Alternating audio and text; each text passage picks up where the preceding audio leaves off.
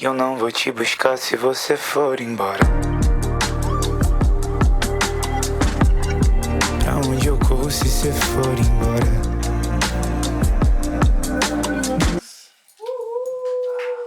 O Sasaki já tinha talento, uma base de fãs, uma música boa, mas mesmo assim parecia que cada lançamento começava do zero. Talvez ainda faltasse um pouco de direção pra ele. Se você não me conhece, eu sou Kim Petroff, eu trabalho com estratégia de marca e direção criativa pra artistas e selos dentro da música urbana. E nesse vídeo eu quero destacar um pouco do projeto que eu fiz junto com o Sasaki, o EP Ligações Pra Mim. Quero mostrar um pouco de como foi a construção desse universo pra dentro desse projeto, principalmente mostrando desde a parte de pesquisa até a parte da execução audiovisual. E lembrando que esse vídeo não é um vídeo de análise musical, a ideia é eu fazer uma análise da direção criativa, do branding aplicado ao Sasaki. Então bora tirar essa daí. Tava com saudade de falar essa.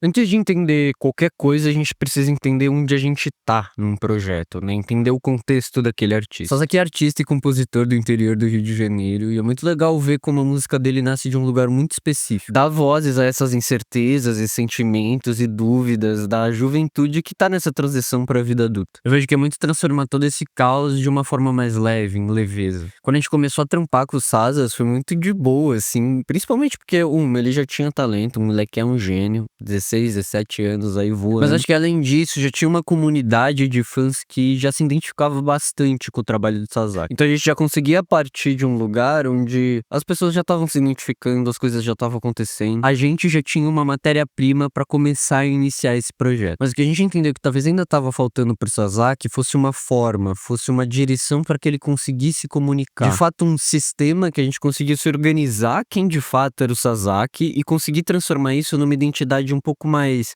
comunicável, replicável e até que o público conseguisse se identificar com ele. E é isso, por mais que o Sasaki tivesse todo o talento do mundo, eu vejo que ele ainda precisava um pouco dessa direção, sabe?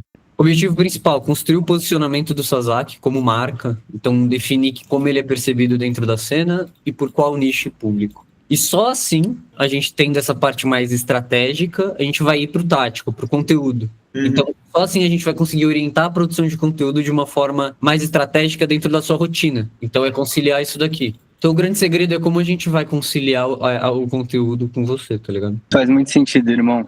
Totalmente de acordo. O Noli, CEO da Nick, ele me deu um salve muito com esse lugar de precisamos criar um planejamento de conteúdo pro Sasaki. Mas ao longo de muita conversa, muita troca, eu fui entendendo que talvez o que o Sasaki precisava não era necessariamente uma estratégia, um planejamento de conteúdo. A gente talvez não estaria atacando o problema principal que eles estavam passando naquele momento. E aí o que a gente entendeu do projeto é que o Sasaki precisava de uma direção que ele mesmo conseguisse comunicar e, enfim, toda a equipe da Unique. Pensa comigo, muitas das vezes quando a gente não tem esse norte, todo o trabalho criativo em volta do lançamento, ele meio que evapora, tá ligado? Porque toda vez que você vai lançar, você tem que começar do novo, você tem que planejar uma coisa diferente. Aí você vai ver o YouTube, o Instagram, o Spotify, todos os canais estão comunicando de uma forma diferente, numa outra identidade, numa outra palavra, enfim, fica uma lambança, tá ligado? Não existe essa consistência visual em todos os canais, e acho que o foda disso é que isso abaixa muito a percepção do público, da cena, dos parceiros, enfim, de todo mundo que tá ali em volta da comunidade do artista. Aí você vai lá,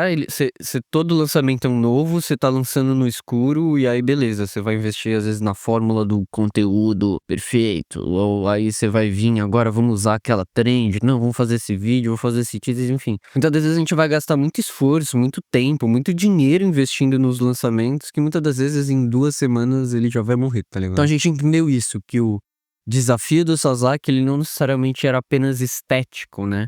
Mas principalmente estratégico. E agora que a gente entendeu o contexto, a gente vai pra parte da estratégia. Eu já falei isso aqui algumas vezes em outros vídeos, mas eu gosto muito de pensar a marca do artista de dentro pra fora. De uma forma meio resumida, é um processo de pesquisa que a gente faz com o artista ao longo de alguns encontros, mas muito com esse objetivo de organizar a marca pessoal dele. Porque a partir do momento que ela estiver organizada, todo mundo que ajudar, enfim, auxiliar na carreira desse artista, vai conseguir entender o que ele quer comunicar. E alguns pontos que a gente define são, por exemplo, propósito, posicionamento, diferencial, público, valores, personalidade e até a promessa. E a lógica por trás disso é que antes da gente começar a decidir o que o artista vai comunicar, a gente precisa compreender quem de fato ele é. E é muito legal na hora que a gente começa a fazer o projeto, né? Então a gente teve diversas horas de imersão, de pesquisa e de encontros junto com o Sasaki, e a gente conseguiu entender que, grande parte do diferencial do Sasaki ele já tinha, sabe? O Sazas, por exemplo, ele é um cara que ele tem uma sensibilidade, uma integridade, vamos colocar assim, absurda, sabe? Mas acho que principalmente essa linguagem mais simples e mais direta que ele consegue ter principalmente com o público que tá de fato atravessando essa fase, essa transição pra vida adulta. Foi aí nessa etapa de pesquisa que a gente falou, putz, talvez a gente tenha um norte pro Sasaki. E aí a gente começou a desenvolver um pouco melhor essa ideia central que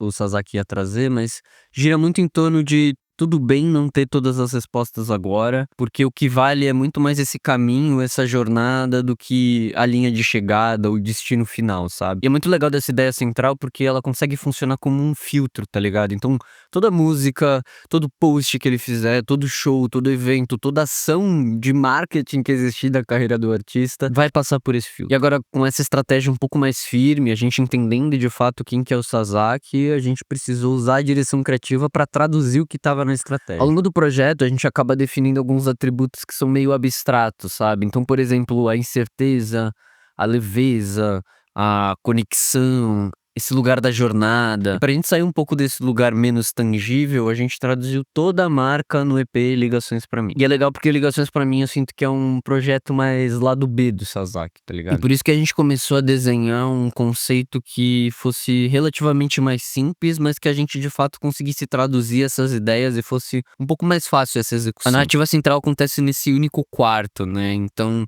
onde o Sasaki ele acaba revisitando as próprias fotos de infância até conseguir organizar elas ali no tapete. Para esse projeto a gente produziu 4 visualizers e que no final das contas eles funcionaram como atos assim para ao longo do EP. Então é como se cada visualizer fosse um ato, fosse uma parte da história, sabe? A gente queria simplificar, então a gente acabou gravando em uma única locação mesmo, mas principalmente a gente conseguindo ter menos planos, mas conseguir trabalhar um pouco de mais intenção nesses planos. De fato, se perguntar o que tá acontecendo, o que tá aparecendo ali no plano, que a gente conseguisse retratar melhor toda a ideia do audiovisual. Atenção, vai ficar colina, né? Pega o telefone aqui, só pra gente entender aqui. Mesma mão, mesma fita aqui? É. Deixa eu ver. Essa. Essa com a minha mãe. Eu vejo que quando o artista ele consegue entender quem que ele é, eu acho que cada faixa, cada música, todos os posts, assim, tudo que ele comunicar vai estar de acordo com o que ele quer e com o que ele se identifica, tá ligado? E tudo passa a partir desse filtro que a gente definiu ao longo da estratégia. E a partir do momento que você tem esse conceito, todo aquele investimento criativo que a gente falou, ele começa a se acumular enquanto percepção do público. As pessoas elas começam a ver o Sasaki aqui, ver o Sasaki ali, ver uma outra coisa do Sasaki, e aos poucos elas vão construindo essa percepção, essa reputação sobre o artista. E é muito legal pensar assim na comunicação, porque a gente tem que sempre pensar se a gente tá alimentando a mesma ideia, o mesmo ponto de vista. Por mais que você possa fazer isso de formas e jeitos diferentes. E é essa percepção que você tá começando a construir a longo prazo que muda a forma como você é tratado e visto pela cena, pelo seu público, pela imprensa, pelos seus parceiros, mas acho que principalmente pela sua base de fãs, né? E é muito legal a gente entender que a estratégia, ela sempre precisa vir antes da criação. A partir desse momento que a direção criativa toda, ela vai passar de ser só estética, tá ligado? Ela vai começar de fato a comunicar quem o artista é. E aí todo lançamento você começa a acumular, você começa a construir um depois do outro, em vez de você começar, enfim, recomeçar todo o lançamento do zero. Mas eu acho que é isso, gente. Espero que vocês tenham gostado um pouco desse formato, de eu fazendo um estudo de caso, mostrando um pouco mais dos projetos que eu venho desenvolvendo aqui. E se você tem interesse também de trabalhar com a gente, seja numa questão de marca, seja uma questão de direção criativa, conteúdo, clica no primeiro link na descrição. Fechou? É nóis.